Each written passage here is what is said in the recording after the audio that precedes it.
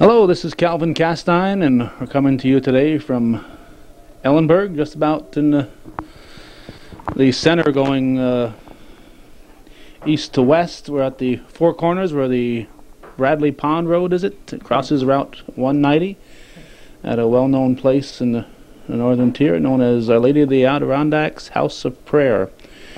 And joining us this morning is Sister Jean Bayette. And we're going to get into exactly what the House of Prayer is all about and why it's here and so on. But first we have to find out who we're talking to. And to some of us, and particularly in the Champlain area, the name Bayette is very familiar. Reverend Paul Bayette was pastor many years. He was, I think, administrator, then later on the pastor when the big hill was taken out at the St. Mary's School and that nice athletic field was put in around 1960 or so. Any relation, sister? Oh, yes. Father Paul is my brother. He is now retired and living in the Loon Lake area. But I also had another brother who was Francis Bayette, and he was in the Redford area for several years. He has passed away. Didn't they, weren't they together for a while and when they retired? Did they stay together for a while? I thought I'd heard that. No. I stayed with my brother Francis when he was sick with cancer before he died. But my brother Paul was pastor in St. Regis Falls and then in Burke. Now, the House of Prayer is run by you. Are you the administrator? Do you have a title here? Well, hopefully I would say it's run by the Holy Spirit. If we're listening, He is the one that's guiding us. But I happen to be the director of the house and have been since 1984. Okay.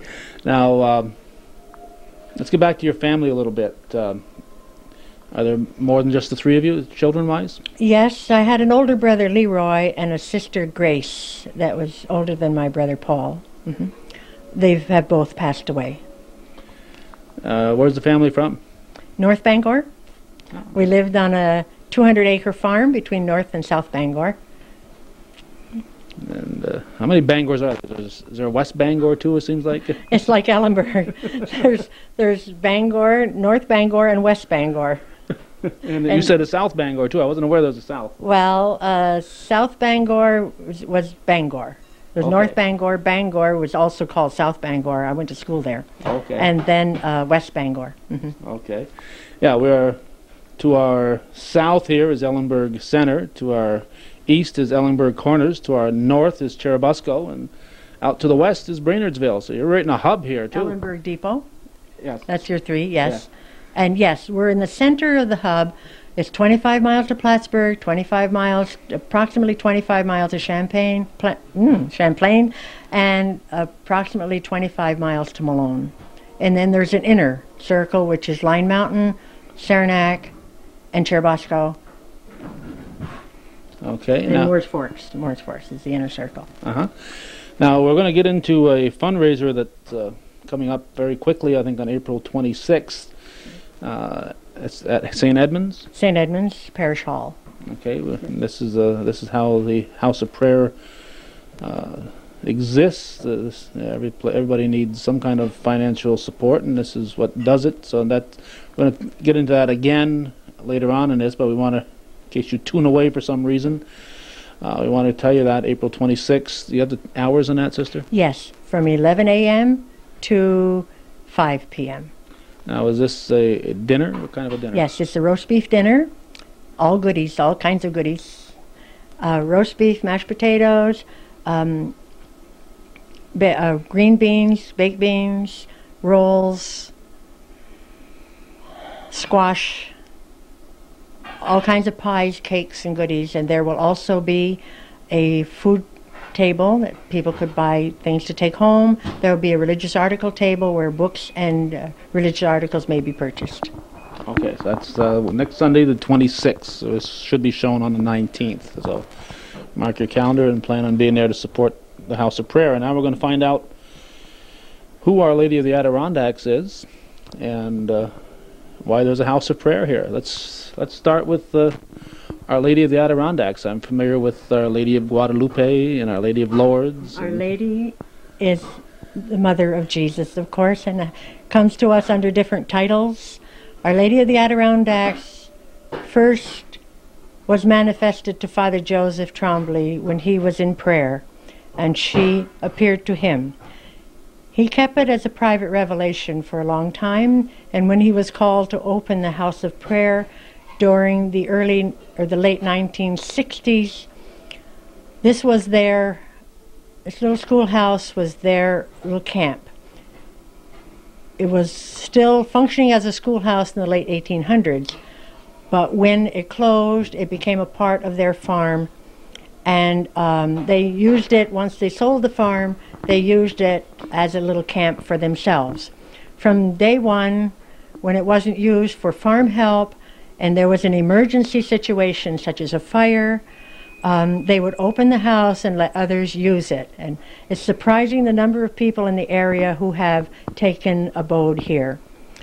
Now you're saying they, is that the Tremblay family? Or the Tremblay family owned it, yes. And then it ended up that Father Joseph and his mother had it, and they then turned it over to the people of the area, to the people of the diocese, to be used as a little house of prayer, to come and just be quiet.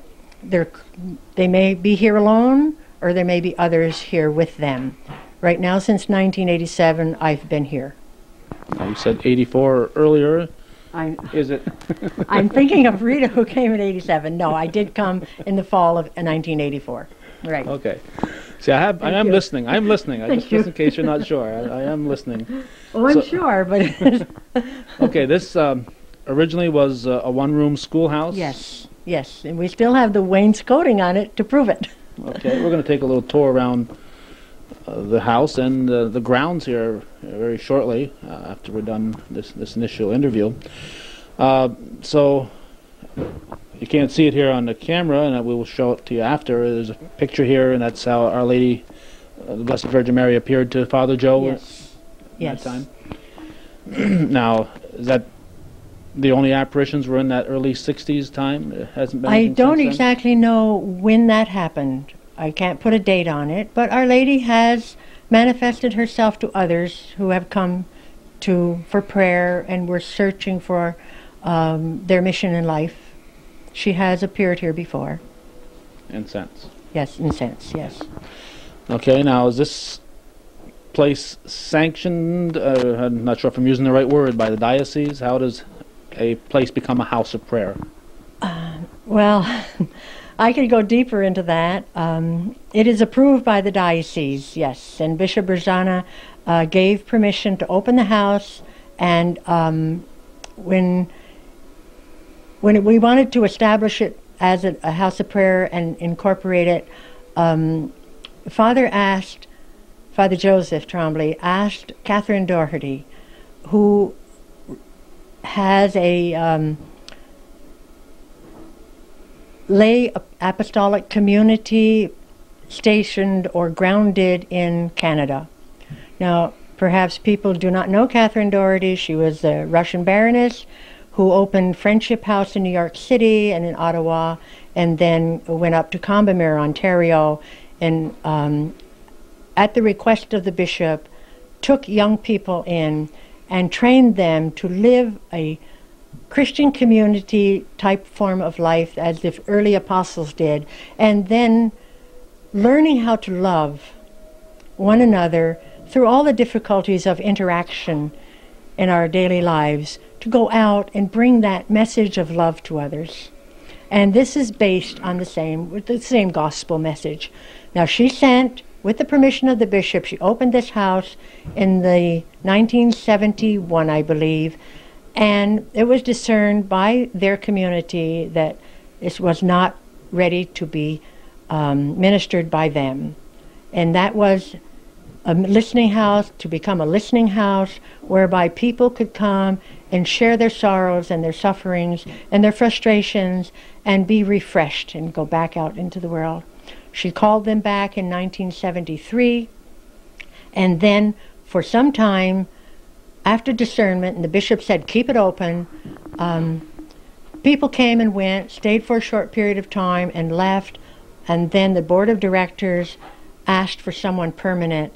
And though I had been here before, they then called me back and asked if I would, with permission from my community, to come and staff the house. Okay, we mentioned board of directors, so let's get into that. This building, this operation here is run by a board of directors? Yes. Give us an idea. You may not remember them all off the top of your head, so I won't ask you to... Well, I'm here at the behest of one of those board of directors, I think. Right. Father Joe's brother-in-law. That's right. Gerald Roberts. Asked me to come down here and talk to you. And so what is the board of directors and where do they come from? All right. The board of directors come from all over the area. We meet once a month, and they guide and direct the function and the ministries of the house. Do you want the names? If you know them all. Okay. I don't want to get you in trouble if you skip some. No. Okay. You count them for me. Okay. There's 7. Okay. Rita Parrott, who's a member of the house. Gerald Roberts, who's from Morris. Fern Hutchins, who's from Cadyville.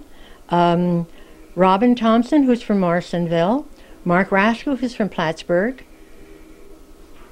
Mary Salpa, who's from Lake Placid. You have one more. Are you a member? No, I'm not a member of the board. Otherwise, I couldn't direct myself. Francine Norcross. Yes, that is absolutely correct. Francine Norcross. Was that divine inspiration we just got? No, that was the little voice from the center saying. Okay, Francine Norcross, who runs Abba's Angels. That's right. That's right. Restaurant. Yes. So they're scattered, and it's a discerning board, and we make no decisions unless there is a unanimous understanding that this is where we should go. Mm-hmm. If there's a doubt at all, it's tabled, and we wait until there's clear discernment as to what direction we are to go in. Okay, you're a member of which religious order, sister? The Franciscan Sisters of the Atonement, rooted in Graymore Garrison, New York. Okay, now, what is the difference between a lay order and a religious order, briefly? The religious order take vows, and they are bound by those vows. They can be temporary vows or permanent vows. A lay community take promises usually under the bishop in which the community exists. And it's a lay apostolic community. We have superiors, I say yes, run by, again, a council of people representing us and guiding the community in its works and in its mission. A lay apostolic community can sometimes just be taking care of the needs as they arise. And this is usually what happens here. Whatever need happens to be not filled by the local community, and we opened up a food pantry and a clothing outlet, mainly because there was a great need in the area, and we took care of the whole northern tier, where there was not a food pantry in existence. There are food shelves, but it's different from a food pantry. And with the 3 of us and not getting consistent and volunteers to help us to carry the big boxes up and down the stairs, we then asked the local community, where I feel that's where the local community should be serving the people in the local community. And they took it over, and they're doing a wonderful job. It's under JCEO. It's a food shelf. Okay, you say the 3 of us. You told me off camera, but you haven't mentioned on camera who was here besides yourself. Right. In 1987, Rita Parrott from the Plank Road came and joined us and has been with us ever since. She's the heart of the house. She's a very loving soul. And then Teresa Lindsay, and 5 years ago from Norfolk, came, and she has also a loving, serving heart, and she is a home health aide and has helped a lot of people in the northern tier. Okay, she's a home health aide. Does she work for the county, or? Yes, she works out of northern. Do you know the name of it, Rita? Our little voice. Home. I can't. No, I don't know it right now. If it comes back, I will interject it. Okay. Hi. That's the beauty of being in a house. Yes, we have thin walls here. And we're getting divine inspiration from another room, and we'll probably meet Miss Parrott later on. North Country Home Service. There we go. We have it. Is that a county agency or? Yes, yes, and they are located in Malone and also, I believe, Saranac Upper Lake area. Okay. Now let's get into what happens here. Obviously, this isn't just a place where you can just sit here and pray. There's more to it than just that. Although yes, yes. Our prayer says that we are open to all peoples, and we serve without counting the cost. That's pretty much our policy. But our purpose is evangelization, and the first part of evangelization is prayer. And then sharing the word, and then going out and serving. So our main purpose is the evangelization through prayer, although the other two take place. We are first a listening house where people come to the main house here, and we have the Blessed Sacrament in residence at all times, and they can just be quiet. We had one time a man who was a diabetic, and he was losing his legs gradually, and he would become so angry he would just come and sit, and I say, "Can I help you, Dick?" And he said, "No, I just want to quiet down." That's one of the main things, is to be able to come, be in an atmosphere of quiet. We're not always quiet, but people seem to find that quiet, and just let go and just be present with the Lord. From the initial step of coming and sharing and quieting down and even dumping, if we want to use that word, the things that pile up on us out in the world, emotional stress, the evils that we see all around us which bother us. We're good listeners, all of us, and once we have let go of that and heard what was bothering us, then there's another little step that we can go, and it's a cabin, which perhaps we will see later. And there's 2 rooms, a beautiful parlor, and other facilities whereby one can quiet down, read a book with no distractions, or listen to tapes, or go through retreat tapes, and just listen. We had someone here on the last weekend, and that's what they did. After the initial talking at the table, usually when we're sharing a meal, they went by themselves on the porch and they just listened to tapes and were able to hear the word after they had let go of all of the emotional stress. Then after that, going up quietly to the cabin, if that's where you would want to be there day and night, join us in meals, fine. Share it when you want to share. After that second stage, one may choose to be alone with God. There's a book written by George Maloney that says Alone with the Alone. It's a retreat, and that really says it all. To be alone with God and let Him, from the depths of our heart, let rise anything that was causing us problems, and let go of it and get into the deeper prayer. Okay, so you're talking different stages of retreats then, kind of? Use that word, retreat? Well, I didn't use retreat. I don't like to substitute the retreats which we usually are familiar with, and we have a retreat house in the area, which is in Plattsburgh, Maria Regina Retreat House, also in Watertown. But this is different. I do not give preach retreats. I do not give guided retreats. I deliberately do that. I've been asked, but I deliberately stay away from it because there are other things available out there.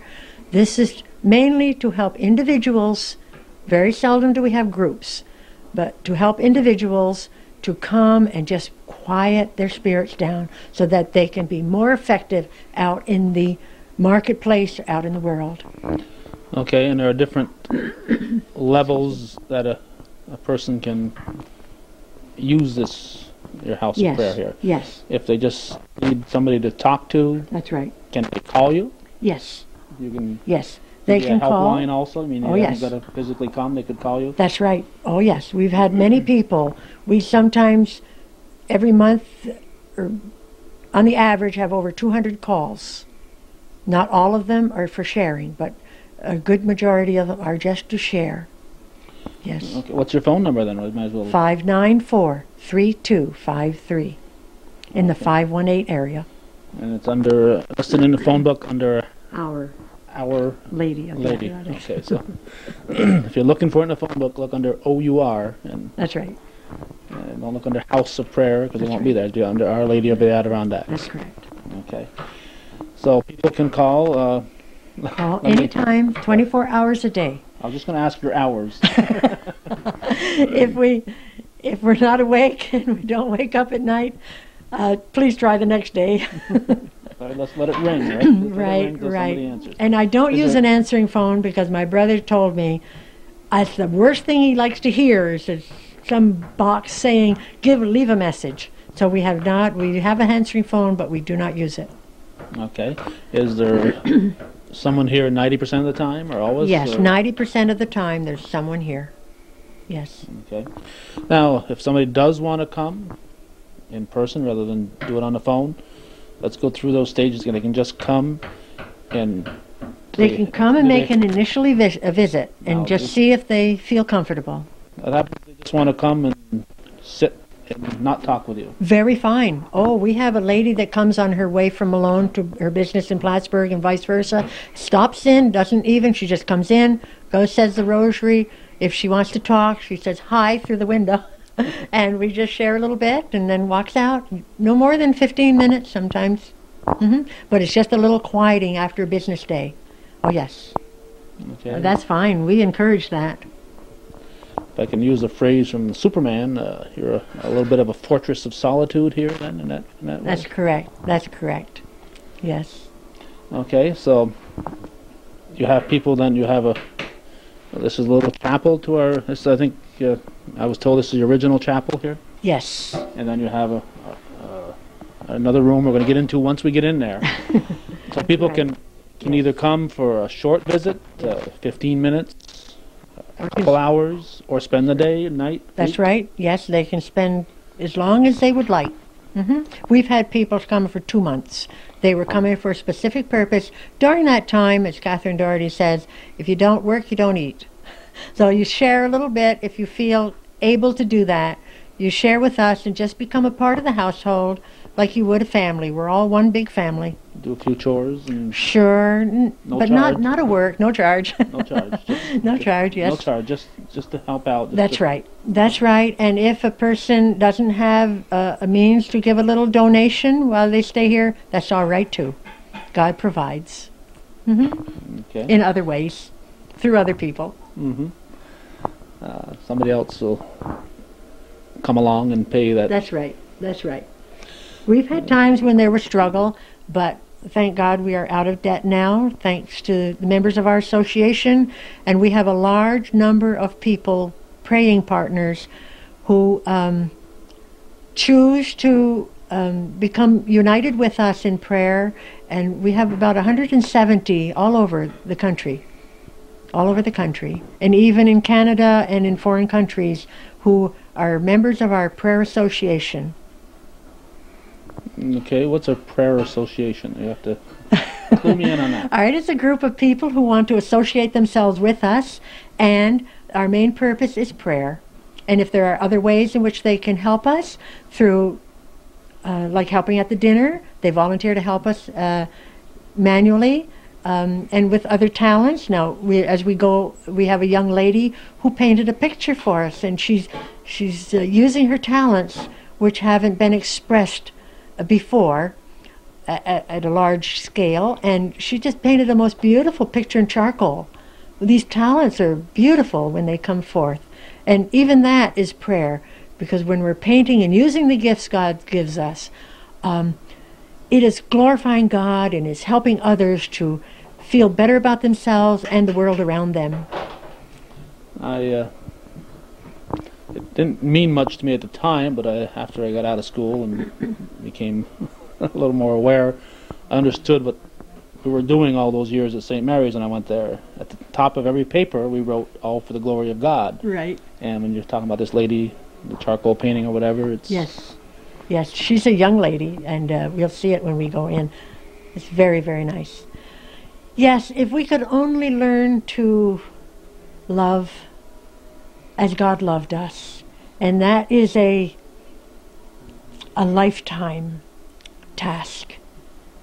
And we learn to do that through being sometimes broken by the people, the circumstances, and the events around us. You have to hit bottom before you can... Yes, yes. I've hit bottom many times, and it's not only a one-time deal. And at that time, our prayer becomes prayer because we cry out like Jesus did on the cross. We cry out and say, God, I can't do it anymore. Help me. And that means it's coming from my heart. Do you personally have any requests where people, instead of coming here, would say, send you a petition, please pray for such and such? Oh, we have a prayer line, a telephone prayer line, and it is ecumenical. We're united with the people of the area, and when petitions come to us and they say put it on the prayer line, we just call, and then there's a chain, a telephone chain, and it goes all around the area, and people start praying for that particular petition. And we do occasionally get people calling back and saying, thank you, your prayers have been answered.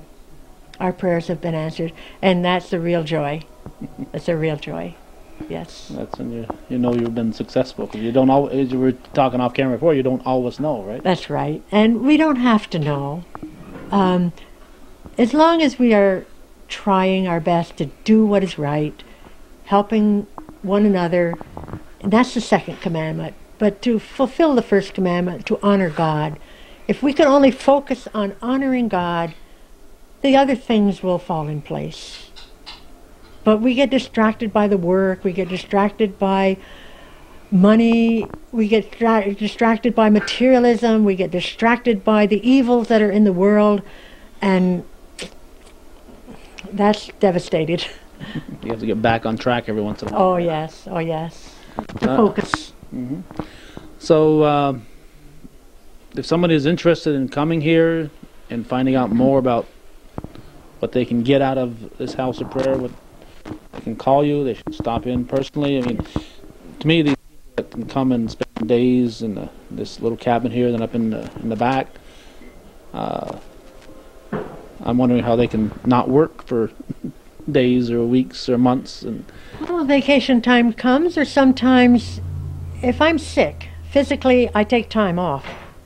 If I need it because of mental stress and physical, and emotional stress, which is going to cause physical illness or mental illness, then I should take the time. Call it a sick day, call it whatever, and just step aside. Sometimes one doesn't have transportation. Do it in your own home. Find a little corner, get your Bible out, and just sit and breathe deeply and relax.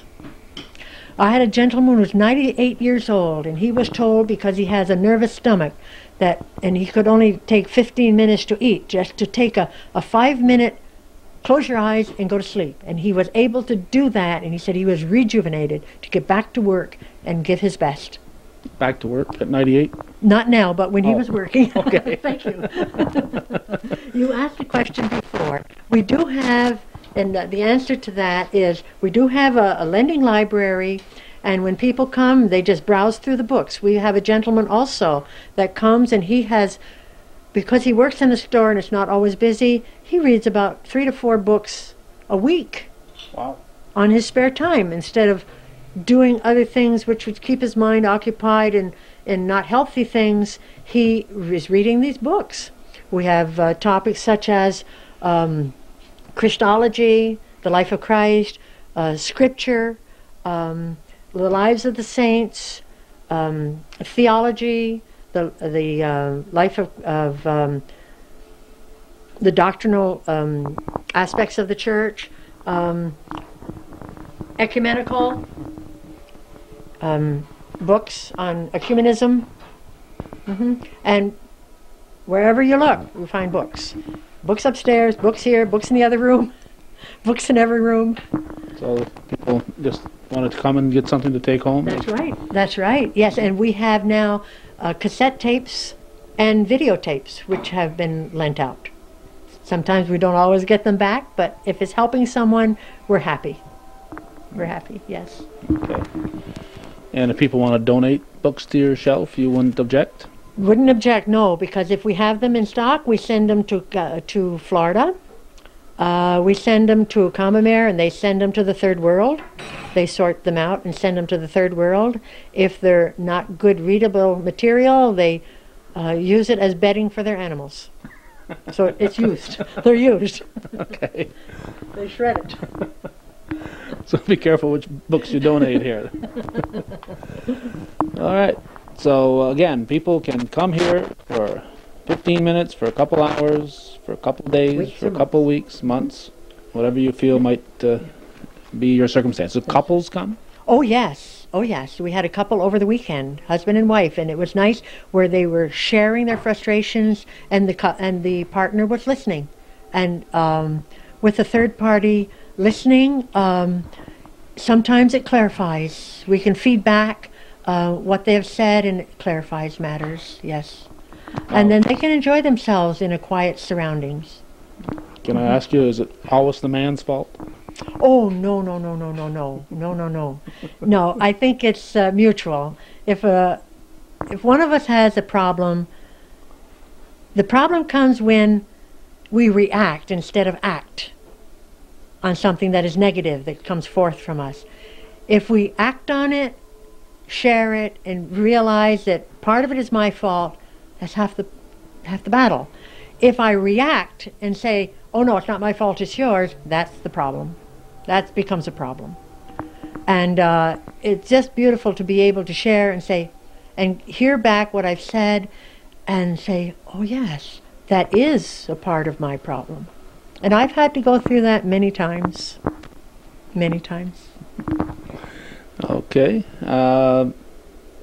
We're going to take a little tour around the facilities here. And we're going to again get into mentioning the dinner again later on. But while it occurs to me, I'd like to ask, do you take just plain contributions? Oh, yes. Yes. Is there an address people can mail to you if you want? Oh, yes, yes. Our Lady of the Adirondacks Incorporated, 7270 Star Road, Route 190, Ellenburg Center, New York, 12934-2501. I memorized it. Well, if you don't have the 2501, they might still get it here. Oh, right? yes. Yeah. So oh, yes. And if you don't have Route 190, we'll still get it. Yeah. So the Our Lady of the Adirondacks House of Prayer, Route 190 in Ellenburg Center. Not the depot and not the corners. There's 3 Ellenburg post offices. That's correct. Thanks in good part to Sam Trombley, who keeps fighting for those post offices. Mm-hmm. Mm-hmm. All right, anything else before we take our little trip around the facilities? Well, as we go around the different rooms and you see how well it is equipped, that didn't happen all at once. We don't refuse anything. We have a little truck, and when people have furniture and other things that they choose to donate and don't want to throw to the dump, we have in the past taken it and distributed it among people who needed it. And in that way, we ourselves were able to get the equipment that we have in the house. Everything that we have, with the exception of perhaps a monitor and a few other major items, were all donated. Computers and all of that were all donated. And we thank the people who were so generous with the things that they didn't want. And the same way, if there's things that we cannot use or local people, we put it in the little truck, take it up to Comamere, and that community has all kinds of talents. They repair them, put them together, put it in their gift shop, craft shop, and sell it, and the proceeds goes to the Third World. Okay, you've mentioned Comamere a couple of times. Just briefly, what is Comamere and where is it? I know it's in Ontario. Comamere is in Comamere, Ontario, next to Pembroke. Geography-wise, if we know where Niagara Falls is, go straight up the map, and that's where it's located. It's about 5-hour ride from here via the Messina-Cornwall crossing into Canada. Beautiful country. They are self-sufficient. It's a lay community, lay apostolic community, approved by the church. They have status under Rome now. It's a Roman approved community. Combemer is a training field, a center for young people who want to give their lives to serving others and still live in a Christian community. And there's priests, young men and women, and religious sisters, I don't believe, because you can't belong to two different communities. So they do not take religious sisters at this time, I believe. I don't, yeah. All right, just so we have an idea what Combemer House is. All right, we're going to take a tour right now. Very good. Now, as we take our tour, the first we're going to look at is the painting of Our Lady of the Adirondacks, Mary. No lights. No, don't need any lights on. And who can you tell us who did the painting? Fern Hutchins' daughter-in-law, Margaret Hutchins. Okay. All right. Here's the library. Where should we go first? Do you want to go? You want to go into chapel? All right. We'll go into the chapel. This is the original chapel. You've now had a larger chapel. We have the larger chapel. Right outside the chapel is a black cross, which symbolizes Christ dying for us, and now we are to live as resurrected people. And hopefully that's what we are working toward, to come to the realization that we are free.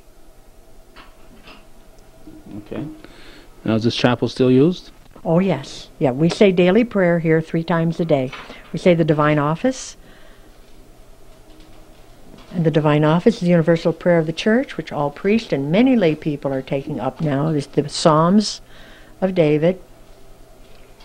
Okay. Now, let's wander into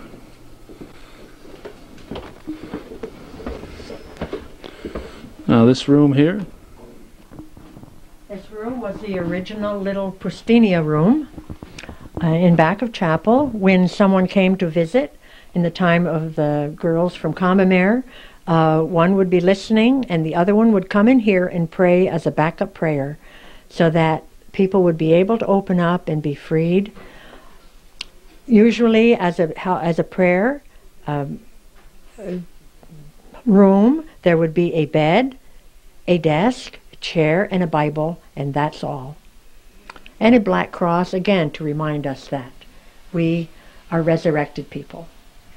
Okay, now, do people visiting here spend time in this room then?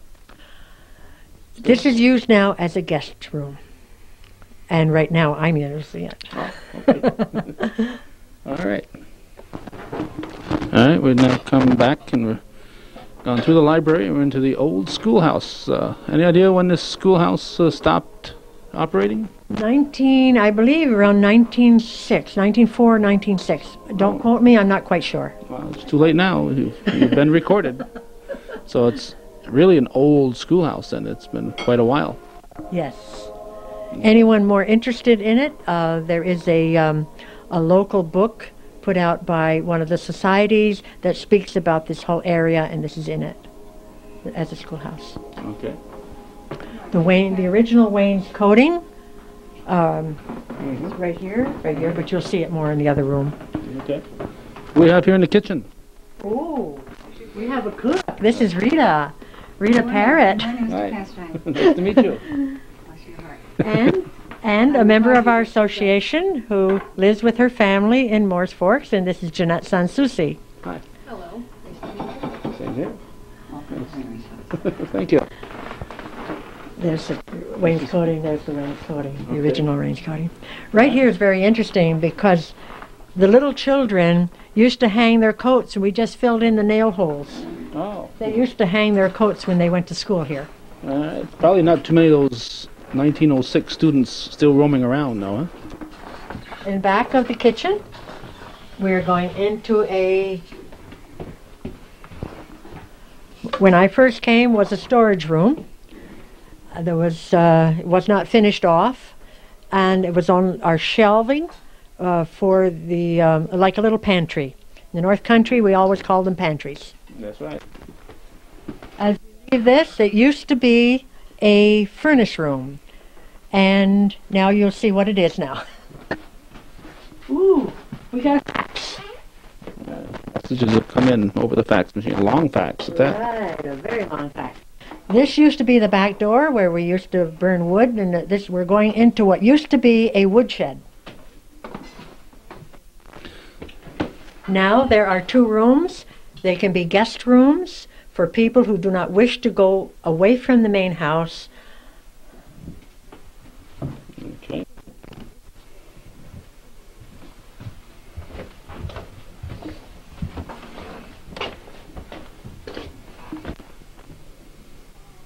To the little schoolhouse. All right, this is the schoolhouse. We're going out through the window here. It's now a door.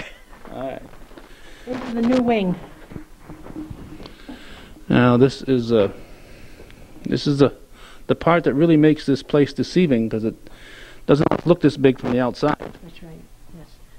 This was built around 8 years ago when we had to put a foundation underneath the schoolhouse. And they had to dig so deep through stone that there was also a need, and the board of directors decided it was best to build out now to fill that need, and we are very happy that we did that. Okay. And more books. This part of your lending library still? Oh, yes. Uh-huh. This is the new chapel.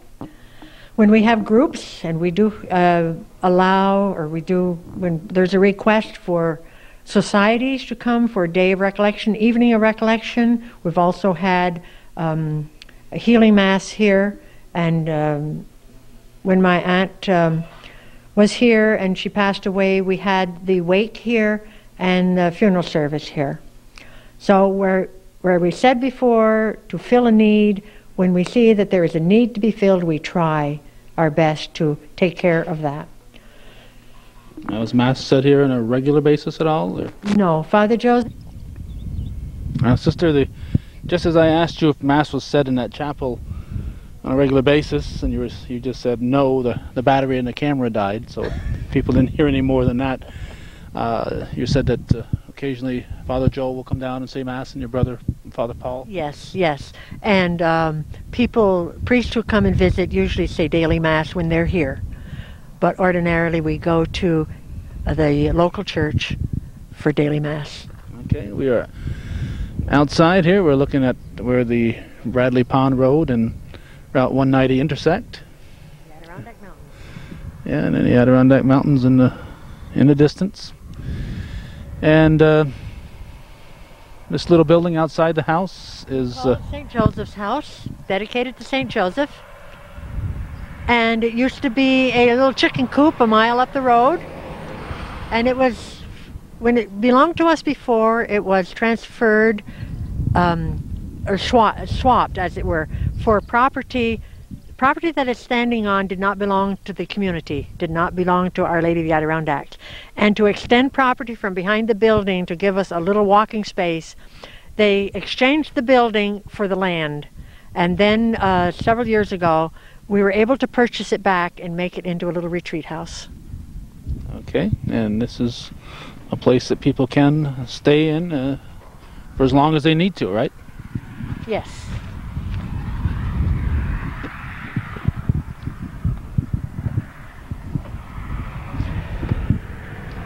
If they choose to join the community, then we move them into the main house. And they stay forever. Uh-oh, I don't guarantee there's no fly in. All right, the flies may have beat us in here, but we're going to walk in with the camera running. And again, there's more books. That's Our Lady of Combemere, who has her arms open, accepting people. Okay, this is one of the rooms.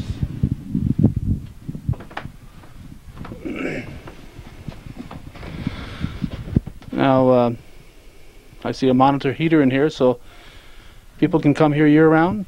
Oh, yes. Oh, yes. The heat is on all the time. Yes. Okay, and a little solitude. And then the second room is a little larger. Now, Very would you have two different people staying here at the same time? Is that Oh, yes. other than There can be couples? 2 men. There can be 2 women. And sometimes if they bring a child, we used to have a bed couch here, but we took the bed couch out. And then the 3/4, yeah. That's true. But it's quiet, it's peaceful, and when persons want to get away and think, if they've been sharing, just think. Look out at the mountains, it's peaceful. Here's the view from outside this little cabin. And the other houses that Sister talked about are back in that direction. We can barely see the top of them. And we're going to take a little run up there and see what's up at that end. We've made our trek up here, and the higher up we get, of course, the nicer view we have of the countryside, which is the Adirondacks. We're, of course, in northern Adirondack land. And there are a couple of cabins here, and this, Sister, is what? Gethsemane Cabin, one of the little Pristinia hermitages. And a person can come here and just be quiet. There's a rocking chair, and there's chairs that can go out on the grounds where one can be quiet with our Lord and the scriptures and relax. And I don't see a TV antenna, so they're not up here to watch television, are they? No, one doesn't need one. They just look over the countryside and let nature fill their soul. Now, you're not opposed to people watching television, I hope. Oh, no. There's some good and some bad in it, in all things. Because otherwise they wouldn't see this if they didn't watch television. That's correct. That is absolutely correct. Yes, but they're not up here they're here to get away from the worldly. That's right. That's right. We can see good programs on television, but sometimes the commercials are bad.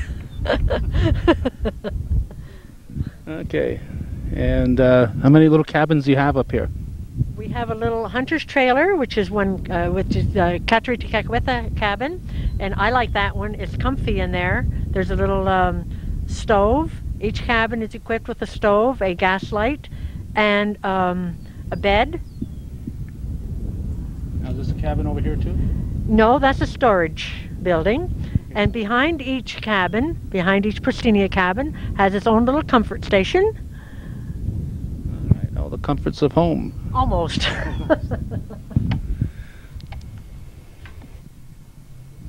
Well, there you have it. I hope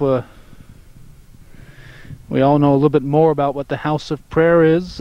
When we started, I just, in the past, probably just envisioned a bunch of ladies sitting around and praying all day, but that's not the case, is it? Oh, no.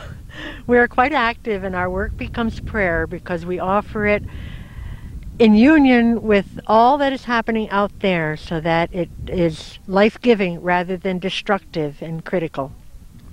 And there's different stages of how you can heal your souls. Can we use that word? Heal your souls? Is that the purpose of this place? That's right. And our minds and our hearts. Yes. It's an overall holistic healing through quiet, meditative, grounding with nature and with God. And it's ecumenical. You're telling me off camera that this particular comfort station over here was built by some Methodist gentlemen from Plattsburgh. Plattsburgh, yes, yes. And we were so grateful to them, and they enjoyed serving in that way. All right, and then in closing, we want to once again mention that fundraiser, April 26th. Dinner. Oh, yes, please come. The food is delicious, and it's a family gathering. This is where we meet one another, even if it's only once a year. We enjoy meeting all of you, greeting all of you, and sharing your joys and sorrows over a beautiful and delicious meal provided by the generosity of others. So, okay, that's April 26th. Is at St. Edmund's Parish Hall in Ellenburg Corners. The time is 11 till 5, is that correct? Yes, that is correct. And it's a roast beef dinner? A roast beef dinner and all the little goody trimmings. And all the money from that goes to keep this House of Prayer operating. And if you need to call the House of Prayer, the number is 594-3253. And if you want to write to the House of Prayer or send a contribution, it's the Star Road, or Route 190 in Ellenburg Center, and it's is it 7270 Route 190? 7270, yes, Route 190, and the zip code 12934. All right, that'll wrap up our coverage of the Our Lady of the Adirondacks House of Prayer in Ellenburg. Hope you can make it on the 26th to help support the prayer house. Presenting the Battle of Plattsburgh Commemoration Committee, and today is a big day for us because we're announcing what's going to happen on the weekend of September 8th, 9th, 10th, and 9th, 10th, 11th, and 12th in September this fall to commemorate the War of 1812 Battle of Plattsburgh on September 11th, 1814. I've got a little prepared statement here which I've included to all of you so that you will have exactly what I'm going to tell you for your future reference. As you know, the Battle of Plattsburgh was the site of a decisive battle in the War of 1812. On September 11th, 1814, a British fleet headed south across the Canadian border into what was to become the last invasion of U.S. soil by foreign troops. Accompanied by the army of was an army of British regulars on land, along with these folks on Lake Champlain, and they met a smaller but very strategically placed American force. As a matter of fact, 15,000 British troops came across the border to face 1,500 Americans, most of whom were untrained militia or just townsfolk like you and us, to fight them, and we won. The battle raged that morning on land and water, and when the smoke had cleared, the British flags were struck. Their naval commander, Captain Downey, lay mortally wounded, and a superior invading land force of British under General George Prevost turned around and went back to Canada in defeat. Our committee has been preparing a 4-day weekend of September 9th, 10th, 11th, and 12th to raise the public awareness of this significant date in history through a variety of tactical demonstrations, displays, musical events, lectures, and films. This weekend will begin with a memorial service at Riverside Cemetery on Thursday afternoon at 5 o'clock. That will be at the gravesite of Captain Downey and other both British and American troops who are buried there in our local cemetery.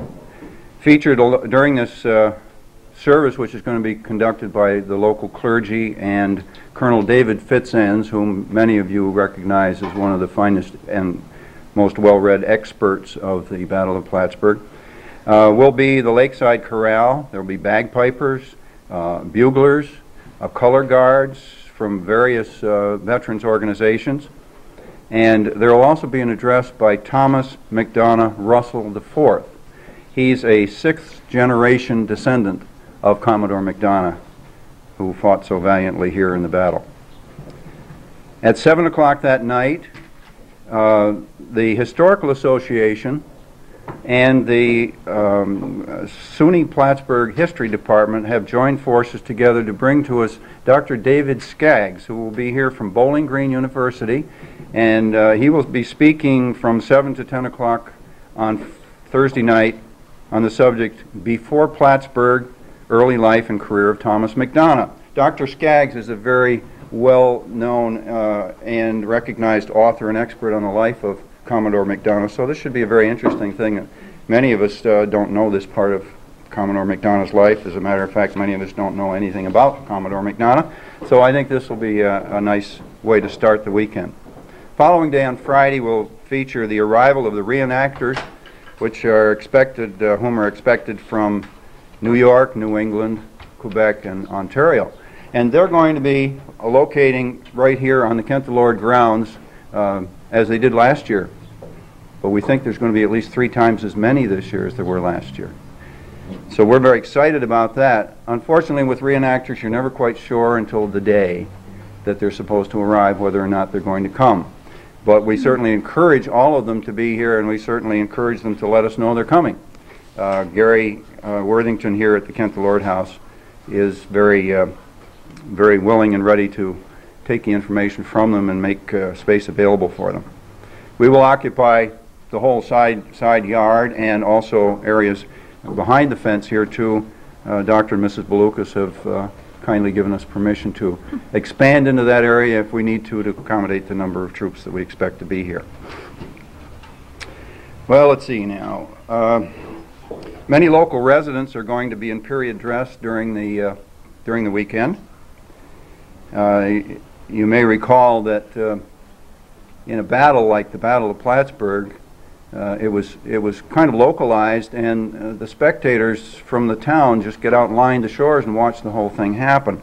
So we will be having a lot of those kinds of people circulating in the city and watching things happen as well in costume. Both Saturday and Sunday afternoons we'll have the staged tactical demonstrations as we did last year on the bank at the foot of the monument slope at the McDonough Monument.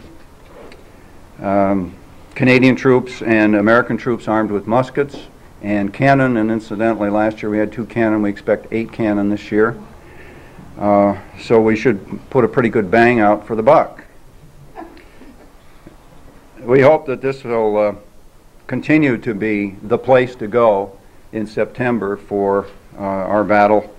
And as a matter of fact, one of the participants from last year's reenactments said, quote, that Plattsburgh is writing the book for reenactors for the War of 1812. Your reputation of being the place to go is spreading fast. So we think it spread pretty well from last year to this year. If we do get 3 times as many people as we had last year, I guess we're doing not everything wrong. The major goal of the committee is to make Plattsburgh a location that in future years, both not only Plattsburgh, but up and down the lake. We'd like to include Ticonderoga, Fort Ticonderoga. We'd like to include areas north of the border as well, as a place where history buffs and people who want to travel in the fall will come to see various things through along the lake, Plattsburgh being one of them. To add to the program this year, the Battle of Plattsburgh Commemoration Committee are going to at least involve our new bateau. We have had a committee of some of our reenactors who have been working on the construction of a new bateau. The bateaus, of course, were a very useful and common thing to see up and down the lake, and also during the battle they were very widely used. And some of our reenactors with Chris Booth, not me, leading them forward, have been working for the last 6 months to build this boat, which is up 3 boards now, and it's got 2 more to go to be finished. We're sure that it's going to be done by September 11th, and it will be christened on the weekend. We expect it to be involved in the battle somehow, in the battle demonstration. And we have also invited other bateaux to be here, and we hope one of them has said that they're going to make every effort to be here. They're from Ontario. And I saw them operate just last weekend, 2 weekends ago, in Mallorytown, Ontario, where I went to watch a reenactment. And so I met and talked with the crew of that boat, and they're making every effort to be here in September. Now, we've got another thing, and I'd like Jody Malloy, who has been working on all kinds of things for this committee, but specifically Jody, about the Plattsburgh Noon Rotary Club and what they've got up their sleeve for this year. Surely. Just pass the microphones over. Pass the microphones over, or maybe I can slide. Sure. Okay, Jody, go for it. Okay, can everyone see this? The Plattsburgh Noon Rotary Club will sponsor the 3rd Annual Antique and Classic Boat Show on Saturday, September 11th, 1999 at Plattsburgh Boat Basin and Marina. Anyone interested in showing power or sailcraft may contact me, Jody Malloy, at 563-1077, or email info@offsys.com. Trophies will be awarded for antiques, reproductions, and best in show. Interested vendors may also contact me, Jody Malloy, or Nick Pope. Our goal as the Plattsburgh Rotary Club is, by the year 2014, to be able to bring real tall ships up here. And with that view, we hope to grow this show to be one of the absolutely most interesting shows in the Northeast. We hope to have Rotarians and guests from surrounding states and Canada this year. Naturally, the show will be open to the public and is free to the public. Thank you. Thanks, Jody.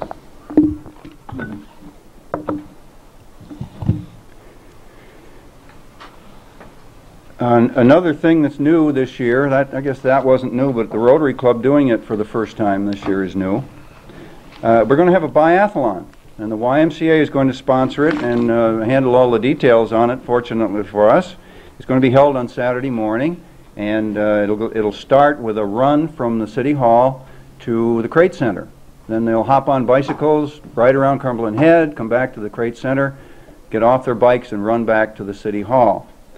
And at that time there will be prizes and refreshments for the participants, and prizes are going to be awarded by probably the mayor.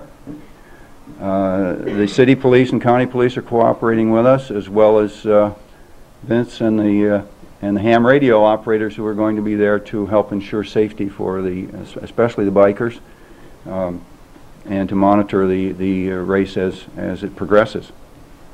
Again, this year we've had a poster contest, and Mike Kulik was heading that up again this year, as he was last year. He's not here right at the moment, but we had over 150 entries from area 4th graders, and you see behind us the pictures, the posters that the 3 winners created, and we're very proud of those. And Pat Schwartz is right over here. I'd like to ask Pat if she would introduce 2 of the winners who are with us today. Okay, we have our first place winner is not here, she's on vacation, but we do have our second and third place winners, and second place is Abraham Armani Munn, whose picture is on the wall there, and he has some very interesting features on the faces. And Hillary Miner is our third place winner, and if you look at the color, she has some really neat colors in her picture as well. Abraham is from St. Alexander's School, and Hillary and Elizabeth are both from Saranac Elementary. Thanks. Thanks very much, Pat. If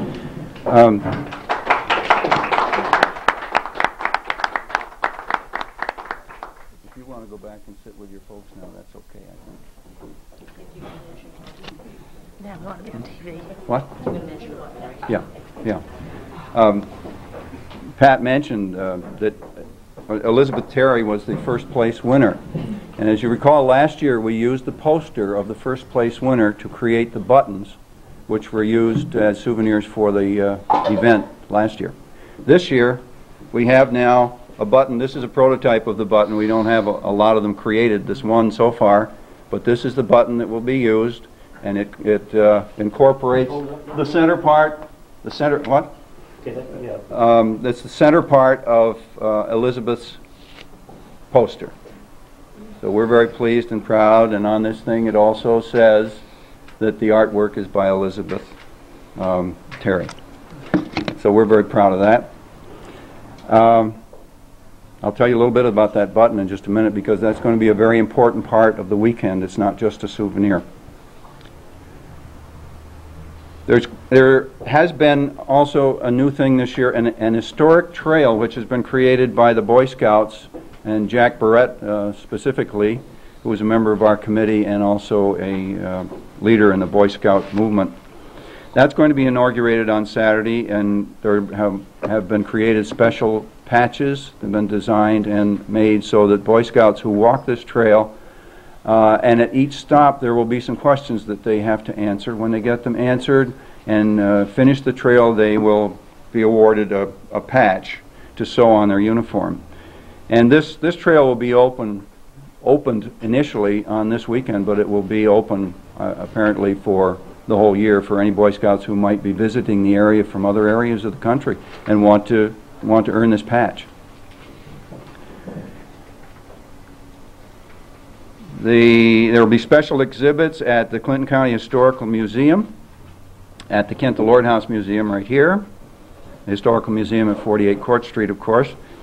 The McDonough Monument is going to be open for people to go up and down on self-guided tours. Nobody is going to walk every one of them up and down again, but it's a wonderful place to get to several hundred feet above the ground and look around, not only at the battle site, which you can see very well in the bay, but also a 360-degree view of this whole area. It's a magnificent view from up there. Once you've walked it once, you may never want to walk up there again, but it's a great thing to do once at least, and it will be open for your opportunity to do that. And of course, the Interpretive Center on the second floor of City Hall is going to be open throughout the weekend with really quite an extensive program, which you will see when you look at the program we have for the weekend. They're all detailed in there.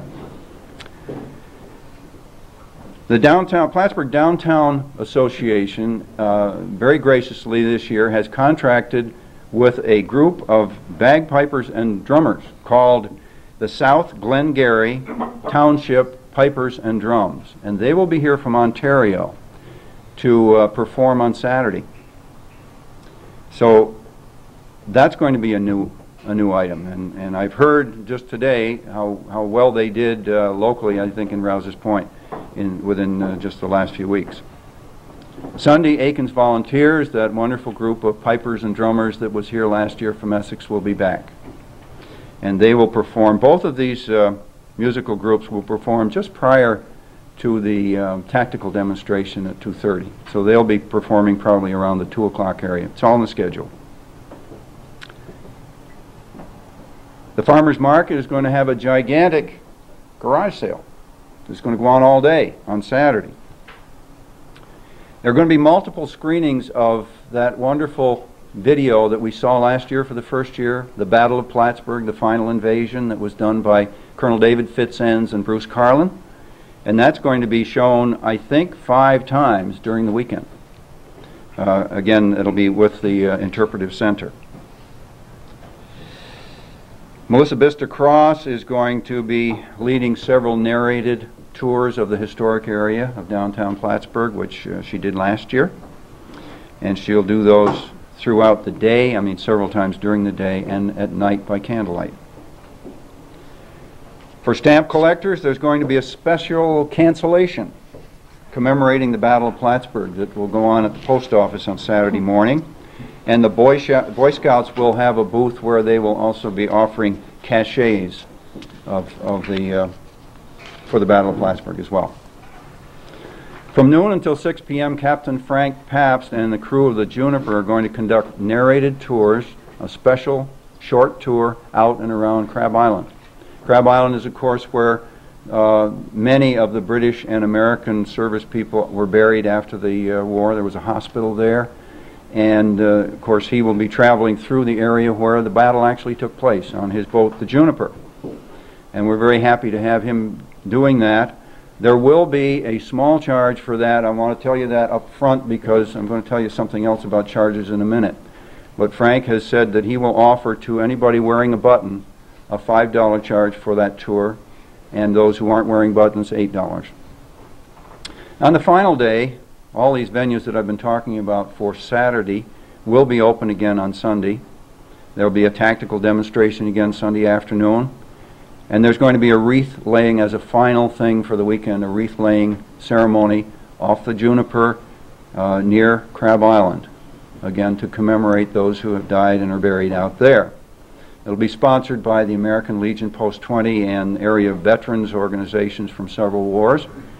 It'll take place off the shore of the island, and the ceremony will include color guards from several local veterans units, appropriate eulogies, pipers, taps, and a firing of a salute. All are welcome on this. However, you know the Juniper, and there's just so much space on it, so you need to get there early if you want to take part in this. Now, one of the big things that we're going to do this year for the first time is that we have got a souvenir button. This souvenir button is going to be the admission charge for everything for the weekend. You'll be able to get in the Kent Lord House, the museum, go up the monument, go to the Interpretive Center, and even come to Adirondack Brass here on Friday night, which is going to be a jam-packed audience, I think, Gary, because of the fact that it was so popular last year. All going to be covered with the price of the button. And that button will be $3 for adults, $2 for children, a maximum of $10 per family. So it's quite similar to what they do in Burlington. You know, on first night, a button gets you into all the things that are going on. We're going to do the same thing.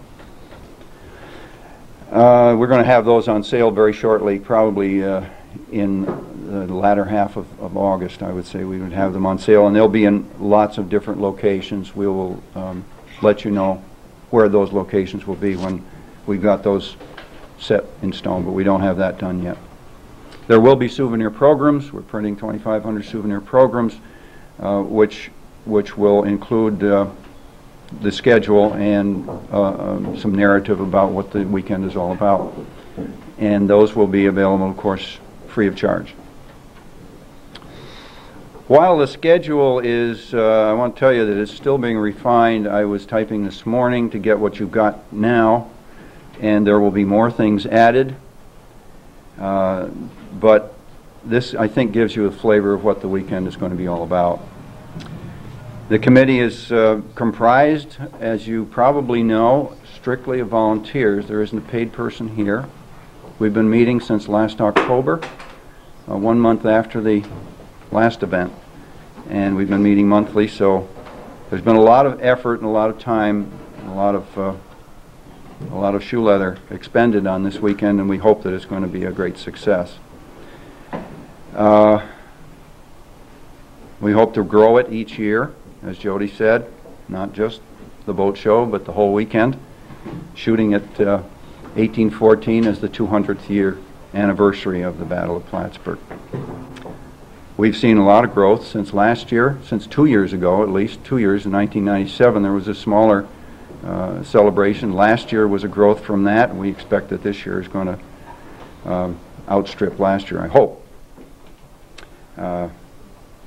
Weather will help if it's good, and so we're looking forward to that. We are convinced that people really do care about their heritage and their history, and they want to learn more, and we're trying to do that. It's our intention to educate and to entertain, so that it's an interesting weekend, it's a fun weekend, and you'll learn something when you come out the other end.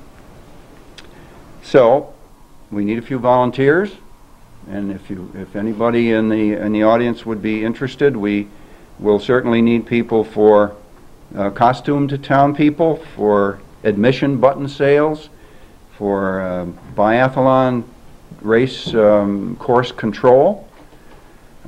Chris has built a bateau. We're going to need at least 6 strong men and a helmsman to run that baby. And I don't know whether you've got anybody yet, have you? Well, we have some. Yeah? Some people, but Yeah. A lot of them are also reenactors. So I think probably it will be, we need more. We don't want to water down the muskets. We want to have some extra people who will row. Chris has got a whip that he will use on them to be sure that they do it right. And of course, museum security and crowd control where it's necessary. And I'm just about to tell you something where I think it might be necessary, Joanne, and I think you should tell them, because this is as I said, things keep changing. This changed so fast that as of 1 o'clock I didn't know about this, so it's not in the schedule here. But Joanne, tell us what's going to happen. Of course, as Kit said, we had special late breaking news. As of 1 p.m. today, Pepsi-Cola Company has agreed to the fireworks extravaganza on Friday evening, September 10th, 1999. Time to be announced. Yeah. We're very grateful to Pepsi-Cola for coming through like that, and they will be the sponsor this year of the fireworks display. And we're delighted to be able to provide it to you, because we weren't sure quite where the money was going to come from in the budget that we had. That wasn't something that we had considered this year. But there it is. And they stepped up to the plate. They stepped up to the plate. Thank you very much to Pepsi. Hit it over the fence. So I guess that's essentially what I had to tell you today, and I'd be very happy to answer any questions or do whatever you'd like. soft shoe or whatever. The fireworks, Friday or Saturday? Friday night with a rain date Saturday is what we're proposing. Time will be announced as we work out all the details. We don't have anything else, I don't think we have anything else that's going to conflict on Friday night. And we'll look at that yet, but that was... There's a showing of a final invasion, I think, in the Adirondack Brass. I think that's scheduled. Yeah, the Adirondack Brass is 7 to 8, so sometime after the Adirondack Brass would be an appropriate time to shoot off some fireworks right here, because they're going to be right across here. So I don't think the brass would care for that. So we'll do it after the Adirondack Brass performance. Let's put it that way. Maybe they could do the 1812 overture. 1812 overture? Let's talk to Craig about that. Sounds good to me. Any other questions?